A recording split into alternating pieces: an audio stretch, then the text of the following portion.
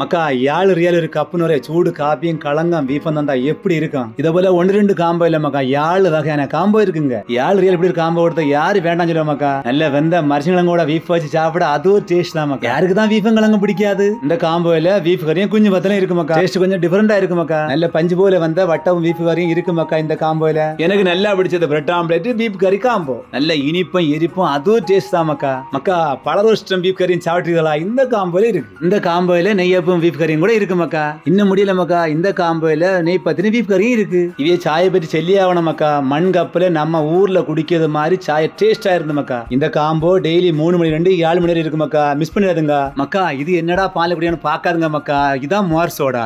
வெயிலுக்கு எதை மாட்டு இஞ்சி பச்சை மிளகா எல்லாம் போட்டு அடி பொலியா இருக்கு மக்கா. அடிச்சு வெயிலுக்கு இந்த பக்கத்தோட வந்தீங்கன்னா இதை ட்ரை பண்ணி பாருங்க மக்கா. அடுத்த ஒரு பூசு குளிக்க வாங்கின மக்கா. பேருக்கு ஏத்த மாதிரி குளிக்கிட்டு இந்த காம்பையில வாங்கி சாப்பிட்டுட்டு எது பிடிச்சுன்னு கமெண்ட்ல சொல்லுங்க.